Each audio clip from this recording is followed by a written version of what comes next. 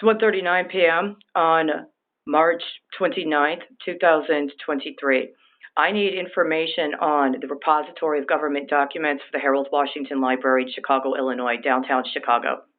In the summer of 2016, I was on site at the Harold Washington Library. On the floor where they keep government documents, including treaty documents.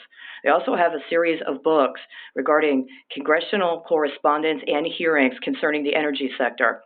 I looked through documents in those books. They're green books with gold writing, specific to congressional inquiries into the subsidies to the gas and oil sector. The specific information I read identified how a term had come due in regards to the offering of the subsidies. The deadline had come, and there were certain standards that needed to be met. The gas and oil sector did not meet them. They asked for an extension, but they didn't meet it during the extension.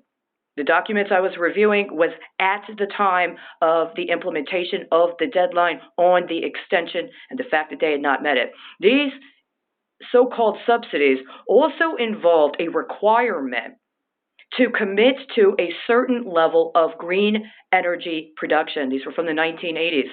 And at the time I found them, my concern was that the gas and oil sector had been congressionally required for decades to have already implemented standards regarding provision of green energy, and that after Congress allowed them to get away with receiving subsidies and not meeting the terms on those subsidies, that there's actually been a conspiracy, including the gas and oil sector, but also in connection with Congress, to cover up that fact, and instead to create intentional defaults to leverage, including when it comes to consideration of risk capital, and what over successive decades has been allowed to be identified as a intangible drilling cost, including insofar as the derivatives market concerning the gas and oil sector is also connected to the so-called healthcare sector.